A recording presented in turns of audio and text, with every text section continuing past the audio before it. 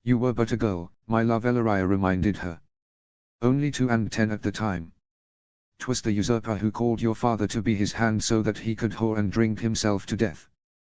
They did not bother to hide their scorn for the butcher stag around Lara, whom herself had a fierce hatred of the man. It was quite obvious that she placed much of the blame for what had happened to her family on Robert Baratheon for calling her father to act as hand. It had been a surprise to hear his wife insist that her father had not particularly liked Baratheon, when the usurper had always referred to Lord Stark as his brother. Perhaps they had been friends when they were boys in the Eyrie, but things had been different as grown men. According to Lara, Lord Stark had often used the usurper as an example of how not to behave as a man or ruler for his children and wards. According to Lara, Lord Stark's loyalty had been to his former foster father, and he had felt obligated towards the man whom would have been his good father if Rhaegar had not been so selfish and lustful as to abscond with a betrothed maid of 4 and 10. Whether Lyanna Stark had gone willingly or not, and given her apology after the Harrenhal tourney, Oberyn leaned towards not. She had been a young girl, with limited experience outside her home. Rhaegar had been a grown man with a wife and 2 children. The fault lay entirely with him. He suggested. Lara swallowed and curled closer to his chest. He ran his hands through her dark curls, waiting patiently. They never pushed her to speak before she was ready, and he was determined that they never would. She needed to heal at her own pace, not theirs. Baratheon offered a betrothal between myself and Joffrey. When he told Aether that he wanted him as hand, Lara revealed, her voice hoarse. Oberyn could not help but stiffen. Lara had mentioned that she blamed herself for her family going south, but she had never explained why before. It was a good thing that Lara was unable to see Elaria's expression, because it was filled with disgusted horror at the thought of their sweet she-wolf being wed to the monstrous Illborn. He sent a prayer of thanks to the mother for preventing it. Father spoke to me of it, and asked if I wanted to. She continued bleakly. But I hated the mere thought of it. I never even wanted to go south at all, let alone be queen or a princess. The only title I ever wanted was Lady of Winterfell. And the wolves were constantly growling at him, and the first men all know that if a direwolf dislikes someone, they have evil in their soul. I begged Aether to refuse the betrothal, and so he did. He refused the suggestion of Arya becoming Joffrey's wife too, because we knew that Joffrey was a bad person, even if he did not show it, and she would have been miserable. He used my being heir, and Arya being too northern to enjoy the south, as excuses to refuse the betrothal. But he could not refuse both the betrothal offers and the office, so he had to accept and go south. And then the damn king insisted that Arya and I come with, because he liked to stare at me and pretend that I was Aunt Lyanna back from the dead. And then Robb asked to come too, because he wanted to see somewhere outside of our kingdom. If only I had not refused, then they would be alive. And he cut her off and kissed her firmly. When he pulled away, he cupped her face to make her meet his gaze. I am speaking as a father myself, beloved, he murmured to her. No loving father would ever choose themselves over their daughter. Your father loved you, do not demean that love by claiming his efforts to do his duty and keep you safe weren't worth it. They were, my love. Your family's loss were a terrible tragedy, but do not say that your life was not worth theirs. It is always worth it for a parent to give their life for their child. When our baby's born, you will hold her in your arms and understand why your father had no regrets over choosing your safety over his life and honor when he died. Tears slipped out of her eyes and he pulled her back into his chest, cradling her in his arms as Ellaria rubbed her back and spoke lovingly to her. For the millionth time, he vowed that the lions would pay for what they had done to his wife. The next day, Oberyn made his way to his brother's solar, Veon Pool's testimony in hand. Lara had told him to bring it to Doran for them to use it however is best for the Lannisters to end up burning in the deepest of the Andal 7 hells. She was pained, but enraged now as well. She wanted the lions to die, painfully. He had ended up giving her a philter to let her sleep, and Ellaria was with her. When she woke up, she would likely go to her siblings to comfort herself with them, and probably their direwolves also. Oberyn Doran greeted him when he entered, not bothering to knock. Almost everyone else was expected to request permission to enter the prince's solar, but Oberyn and Melorio were able to enter whenever they desired. They were his family, and his most trusted advisors, and as such it was meet that they had certain privileges. What is wrong, brother? Doran frowned, easily picking up on Oberyn's mood. Oberyn sat, expression stony, and held the parchment out to his elder brother. "Read this," he instructed him. "Lara's father gave it to her the day before the usurper's death, and told her to keep it secret. She hid it in the hollow of her hairbrush, and forgot about it until last night." Doran raised an eyebrow and accepted the page, reading it quickly once, then again more slowly. He looked up, meeting Oberyn's stony gaze. "This will aid our cause greatly," Doran murmured. "It provides a legal justification for rising against the Iron Throne, and ensures that Elena is the sole legitimate claimant, save for Stannis, whom nobody supports save for the Tullys. A bastard born of Lannister incest has no claim, by blood or by conquest, to the Iron Throne. It also provides grounds for accusing Cersei not only of adultery and treason but of murdering the Hand of the King and declared Lord Protector of the realm, also a treasonous offense." "Lara is distraught," Oberyn told his brother bitterly. "She is convinced that Cersei had her father arrested because she learned that he had proof of the adultery. Is she well?" "I had to give her a potion to make her sleep." Oberyn sighed heavily and reached up to rub his temples. "I wish I could go back in time and stop all of her hurts," he murmured tiredly. "I know," Oberyn Doran sighed. "But we cannot, so we can only continue on our course. Lord Stark and Lord Dane's deaths will not be in vain. We will expose the Lannisters for what they truly are and see them fall from the heights they rose to by wading through the blood of babes and ladies." "Aye, so we shall," Oberyn agreed viciously. "Speaking of which, how goes our efforts?" "Excellent," Doran replied with a pleased smile. "Naval-wise, we must rely entirely on the Winterlands. A problem I hope to correct after Lena has been crowned. The Winterlands have a navy of 178 ships, in comparison to the Lannisters' 60 and the Red Wine's 200. However, their sailors are all better trained and more experienced than those of the Reach and Westerlands. Lord Seastock and Lady Stark have both mobilized their fleets. They have dispatched 12 ships each between them in order to protect Dorne's coasts. Then another 30 are prepared to attack the Reach, 30 will go after the Westlands and the rest will be divided in half, some left behind to defend the Winterlands and the rest to act as reinforcements or to go after Stannis, should he become involved. Some have gone out already. They have disguised themselves as pirates, and are aiming to attack the West and the Reach, in order to start harrying them prior to our official attack. It leaves the Winterlands underdefended." Oberyn frowned. "They rely heavily on trade to feed their population, and as my wife's house words like to remind us, winter is coming. We will supplement any deficits if necessary, as will the Crown once Lena is on the Iron Throne," Doran murmured, grimacing. It was not in the nature of House Martell to take advantage of their allies, especially when those allies were kin, as the Starks now were. "The Crown is heavily in debt," though Oberyn pointed out. "Have we figured out how to deal with that?" Doran shrugged. "Confiscating land and property from those who rebel against their liege lords is a typical punishment," he stated. "Lena will simply have to be heavy-handed.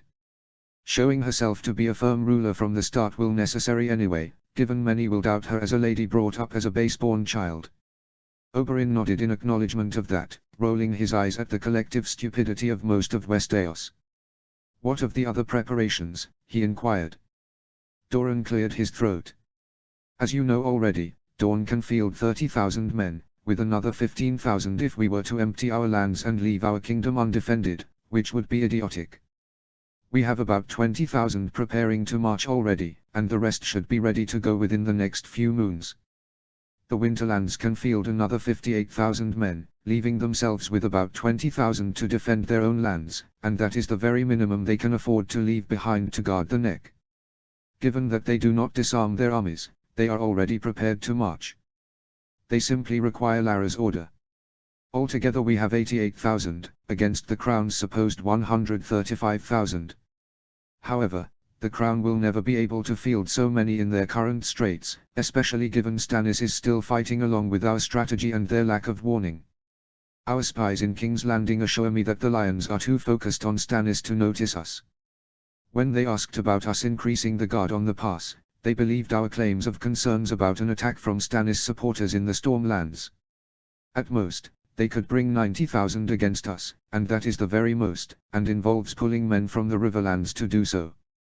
All of which, of course, takes time, and their men will be weary and injured, whilst ours will be fresh. Now, The Fowlers have confirmed that they are finished with their own preparations.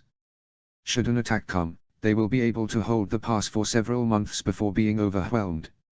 I have assigned Lord Urenwood to oversee the first of our hosts. He will lead them to join with a force of Winterlanders under the command of Lord Roderick Greystock of Beverstone Hold. Altogether the host will amount to around 27,000.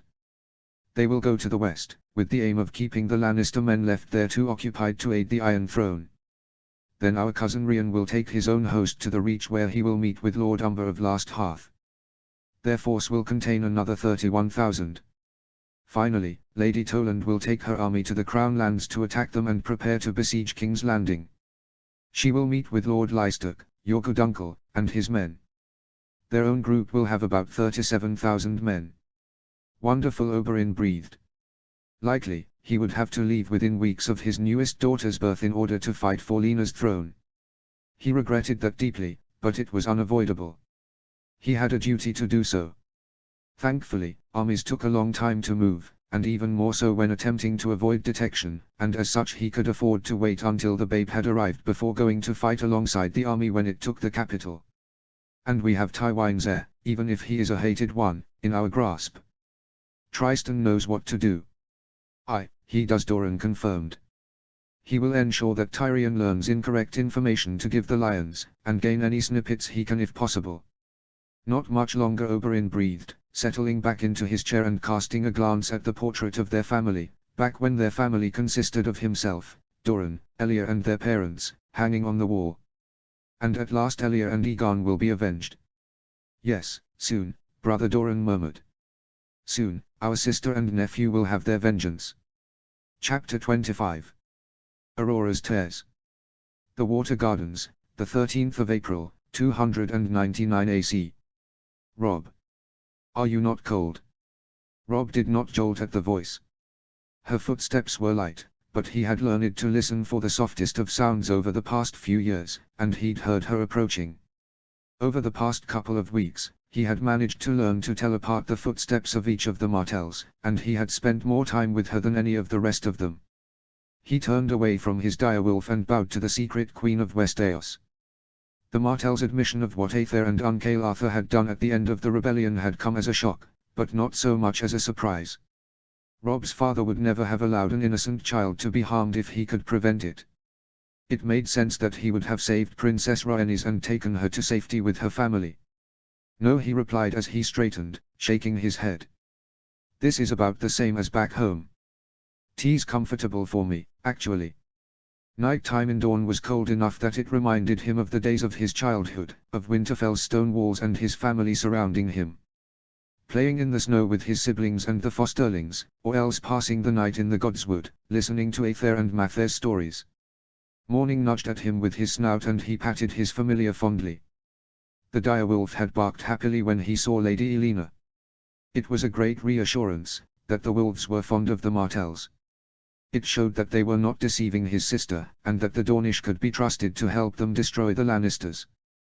But of the ruling family of Dorne, it was the three youngest, Lady Elena and the Viper himself whom the wolves liked the most. The wolves' like for the Prince Lara had married caused Arya a great deal of dismay, as it took away most of her justification for hating him. Not that it stopped her from acting sulkily around him, though she was interested in his stories of his time wandering the free cities. Lady Elena smiled at the wolf, holding out her hand and petting him after glancing at Robb for permission. She always did that, even though Robb had never refused it. She was very respectful of them all. She was very pretty as well, Robb acknowledged easily. She had the dark coloring of the stony Dornish, save for her striking purple eyes.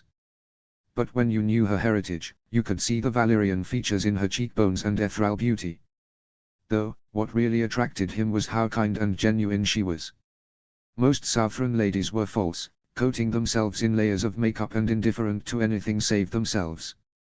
If they acted charitable, it was usually due to wanting to appear better to others. But Lena was different. She spoke of improvements that could be made to people's lives, and she meant it. She asked about how the Starks ruled their lands, about the schools every village had and the way they ensured the small folk were not abused by their lords, and paid attention. She was going to be a wonderful queen one day. I wished to say something to you, Rob, Lena said, looking at him. I have wanted to do so for some time now, but I was never sure how to put it into words. What do you mean? Rob asked bemusedly, tilting his head. It felt as if her eyes could pierce through his soul. I want to apologize, she admitted, averting her own gaze. Rob frowned. Apologize, he repeated. To me? For what? You and your family have been the souls of kindness, and you saved my sister when I could not. You have nothing to apologize for. But I do, for my grandfather cannot, she insisted, her eyes darting to the ground briefly. And I cannot imagine that he would have, even if he were alive to do so. Rob froze, stiffening.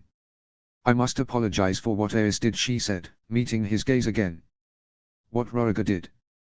Roriger absconded with your aunt, and his actions led to the death of your birth father. I know that it turned out well enough for you, that Lord Eddard and Lady Ashura raised you as if you were their own. But still, their actions were inexcusable, and had terrible consequences. For all of us, Rob agreed lowly. He did not like to dwell on his birth parents. Ned and Ashura had never let him feel as if he were any less loved than the others, and he had never met his birth parents. If not for an overheard conversation as a boy, he'd never have even known that Caitlin Baratheon of House Tully was his mother. His mother who had wanted to drink moon tea instead of suffer the damage to her reputation.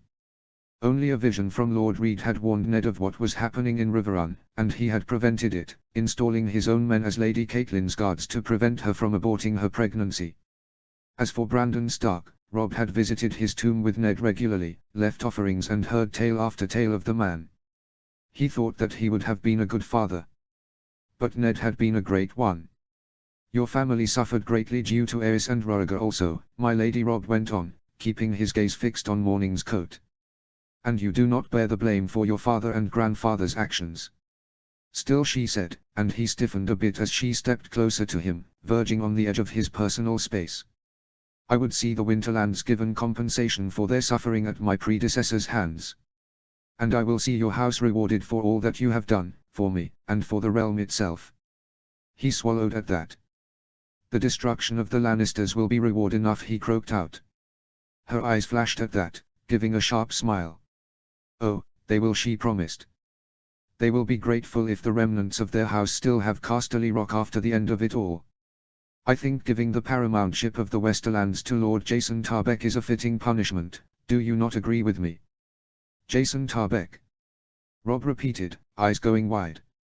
Do you mean Rohan Webber's son, the last Lord Tarbeck? Yes, she grinned.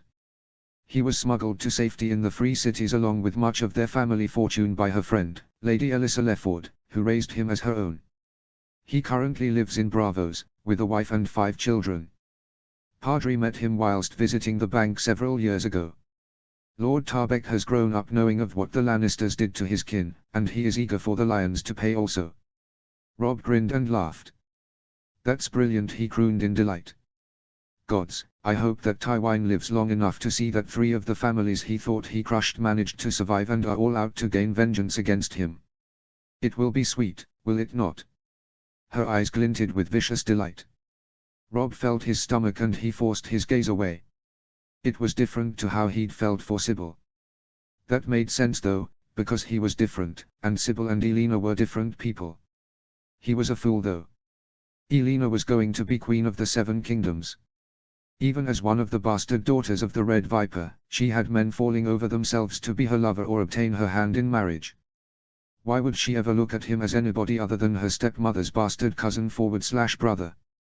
Rob, can you look at me please? He reluctantly turned his gaze back to her, and a second later her lips were pressed against his. He'd only kissed one other girl before, and though both of them had soft, plump lips, Elena tasted of blood oranges, her favorite food, instead of how Sybil had tasted of mint. He responded on instinct, pulling her closer by the hips, and adjusting his head to be more comfortable as she opened her lips to allow their tongues to intertwine. The kiss ended when Morningstar barked loudly and jammed his snout in between them, forcing them apart. They stared at each other for a moment before he barked again, sounding excited, and making them both laugh in amusement. Their laughs eventually died off, and Rob felt himself go serious. My lady, he began. Lena, please, she interrupted.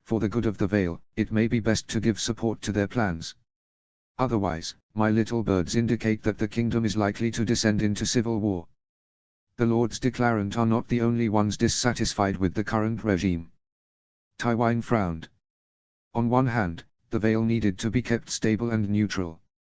These Lords Declarant had no reason to aid Stannis, at any rate.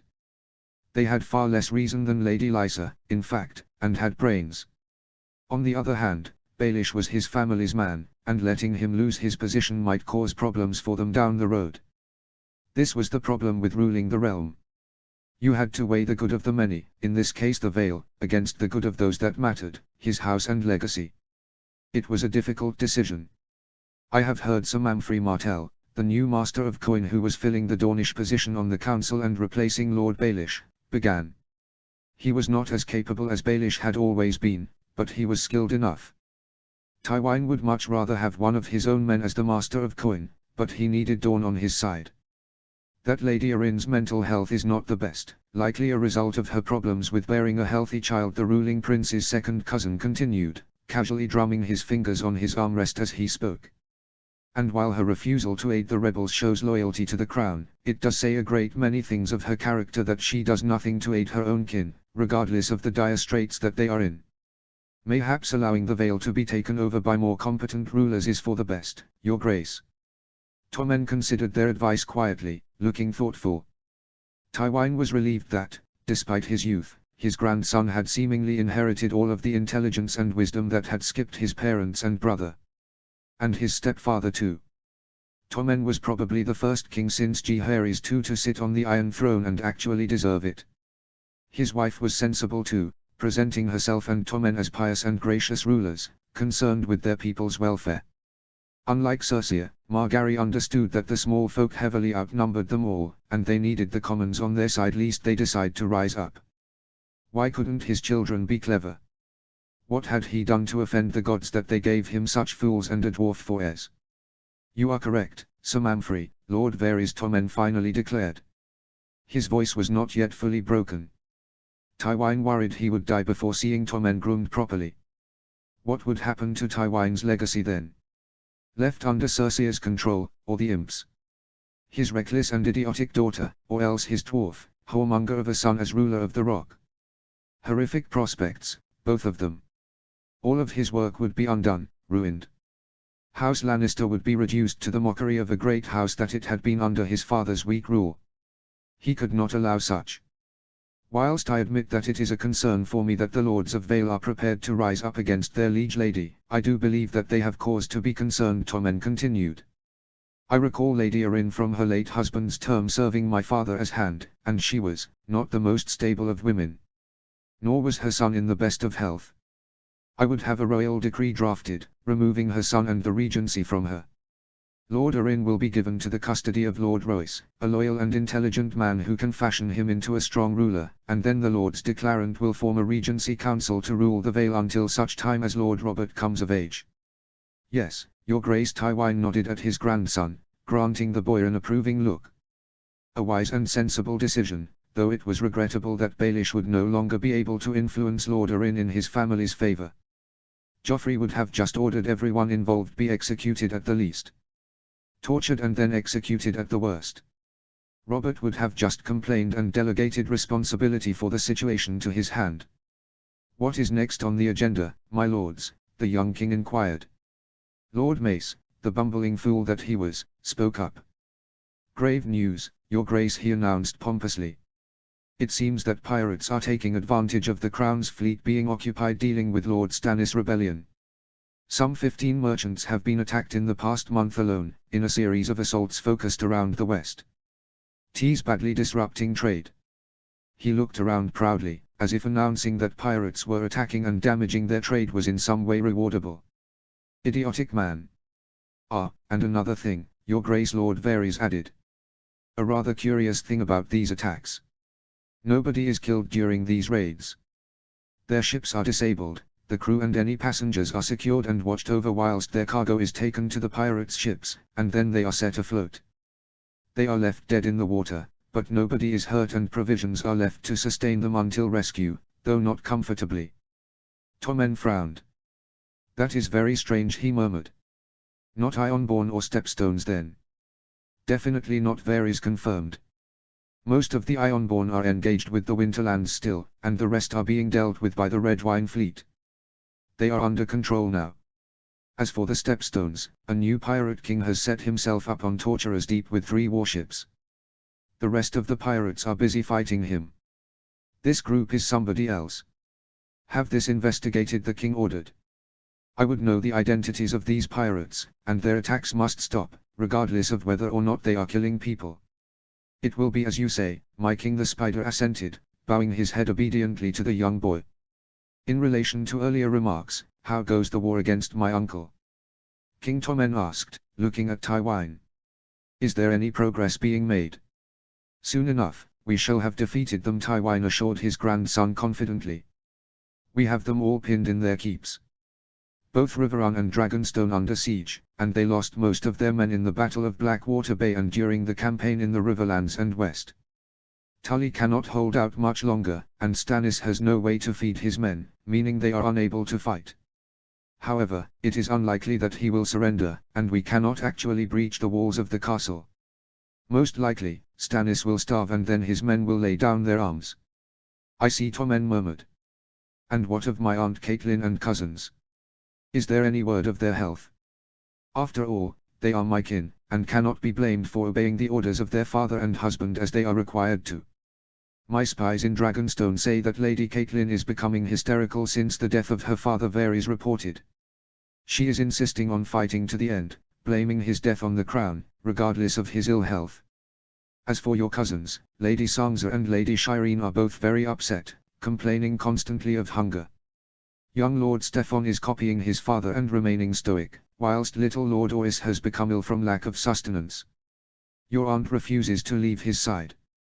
Tommen sighed heavily, frowning deeply. How much longer can they hold out, do you think? Riverrun will fall within 2 moons at the most, Tywine assured his grandson. As for Dragonstone, it cannot hold out much longer. A few moons, and they will all be half dead by then. Good, Tommen murmured. Ensure the army has orders to be gentle with the women and children, and with the servants. They cannot do other than obey their lord's commands. The rebel lords are the ones who must be punished, their families and servants bear no blame for this. You are most merciful, my king, Sir Mamfrey complimented him, inclining his head towards the young boy. My thanks, my lord, Tommen replied solemnly. Now, if you would all progress to the next point of business. Randall Tully, the new Master of Laws, sat forward. Your Grace, I have grave concerns about the number of gold cloaks in the city watch, he began. At present, we have but 4,400 men available to defend and patrol the city. You realize, my king, that this is far too low to even keep order, let alone protect the city in the event of an attack. Sotenson. Later that evening, Tywine read a newly arrived letter from the Winterlands. It was not good news. The 30th of May, 299 AC. Moat Cailin. To Tywine Lannister, head of House Lannister, hand of the king and protector of the realm, greetings. This letter is to officially advise you that your nephew, Sir Willem Lannister, has been arrested and charged with the rape of 3 young maidens. He was visiting with House Ashwood of Direwood Fort, and was discovered forcing himself on one of Lady Ashwood's maids. It was quite clearly rape, for the girl was tied up and had several injuries. Upon learning of his arrest, 2 more ladies came forward to admit that he had also forced himself on themselves also. He has been tried and convicted according to the laws of the Winterlands. He was tried by a court made up of Lords Reed, Marndale, Glover, Umber, Frost, Seastock and Amber, as well as Ladies Frostfang, Mormont, Starstock, Icewolf, Greenwood and Snowstock as the jury of peers he was entitled to. The judge was Lord Carstock. They found him guilty with a unanimous verdict according to the evidence, and he was thus sentenced to death, a sentence that was carried out soon after. My sincerest condolences on your loss. Regardless of his sinful and despicable crimes, he was still your kin. I know the pain of losing family, and I would wish it only on my worst enemy. Yours sincerely. Benjen Lystock, head of House Lystock, Lord of Moat Cailin and Guardian of the Neck. Tywine sighed grimly and put down the letter. This was a disaster. He did not doubt the veracity of the charges, but he had no doubt that the Winterlanders were all celebrating Willem's death. Now, he had nobody in the Winterlands to even just keep eye on them, let alone subdue them. And the line about losing family had clearly been a less than subtle jab towards himself and his house. Why was he cursed with such idiots for kinsmen? What sin had he committed to deserve such? All he had ever tried to do was protect his legacy, to make House Lannister powerful and respected, the way it ought to be. It was obvious that the Winterlanders were on the verge of outright rebellion. Were Prince Oberyn to reach out to them, they would eagerly call their levies. With Varys' inability to install any permanent spies in the kingdom, and their policy of never disarming their army, instead just having the soldiers act as law enforcement during peacetime, the crown would have little to no warning before they attacked. All they needed was their liege's permission. If only Tyrion had more information on Doran's health. The ruling prince was a reasonable man, aware that things happened in war and seemingly far less inclined to believe in his people's nonsense such as women being equal to men and bastards not being embarrassments. If the prince could survive and stay well enough to rule until the crown had won and recovered from the war with Stannis, all would be well. They could deal with the Winterlanders. But if he did not, and Prince Oberyn used his wife's army to attack, then they were doomed. Their men were war-weary, wounded and tired, their supplies dwindling. They could not afford to engage in another war with a fresh and bloodthirsty foe. Especially not one so skilled as the army of the Winterlands. They had sometimes been referred to as the ever-victorious army, because they never lost wars. Battles, yes, but never wars. They fought until they won, no matter how long it took, or the losses that they suffered amidst those wars. The war across the water had taken them over 1,000 years, yet still they had never given up, fighting until they had full control over the Three Sisters and utterly defeated the Vale's attempts to seize the Sisters back, wiping out several of their enemies' houses in the process. After that disaster, the Valyman had never again sought to regain control of the trio of islands. Tywin wished that he knew their secret. They appeared to adjust their strategies depending on their foes, and always came out on top. More than once, he had considered the possibility of their future seeing Greenseers being the source of it, but he wasn't sure, unfortunately, and no Greenseer would agree to come into his employ, no matter how much gold he offered them. He needed Tyrion's information, but he knew that he would have to wait. His son would not risk committing anything of substance to parchment. The Martells, loyal to the crown or not, would definitely be reading Tyrion's mail. Tywin had no option but to wait until his youngest returned to learn whether the snakes were preparing to bite or not.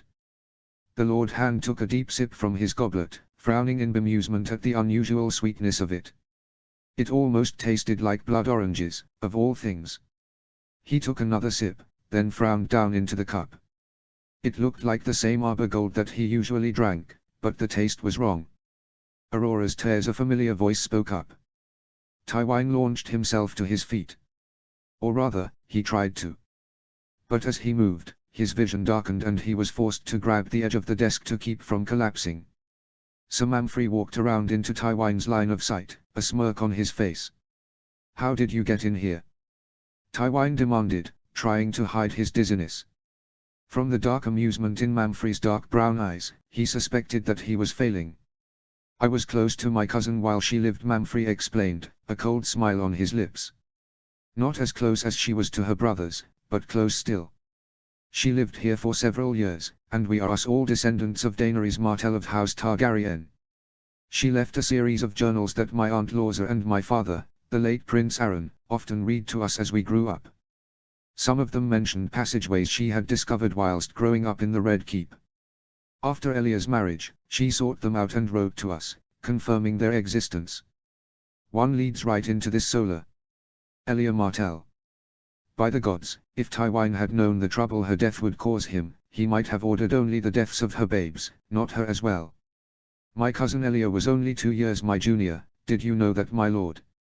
Mamfrey asked, sounding idly. Tywin cursed, then coughed. His chest ached painfully, and spots danced in front of his eyes. "Naturally, as our parents were cousins, I grew up as a companion to she and Oberyn. Elya was so sweet, so gentle and loving," Mamfrey went on, his expression darkening. "The most loving of mothers. She fed her children from her own breast, never mind that their births very nearly killed her." "And what happened to her?" The worst violation a woman can suffer, with her son's blood still staining her dress. And then what happens? The people who had her raped and murdered dug their claws into the Iron Throne. Circe stole Elia's crown and waded through my cousin's blood and those of her babes to get her hands on it. But Dawn is patient, we know how to wait.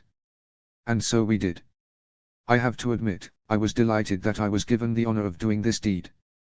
When Doran sent me here to be his proxy on the council, I had expected it to be harder, but no. You are too focused on the obvious threats to see the hidden ones.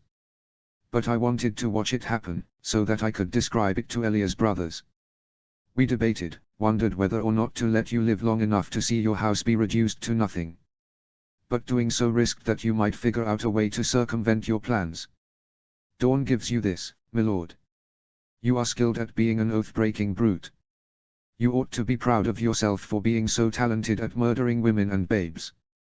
Then Tyen, Oberyn's third daughter, came up with a wonderful idea.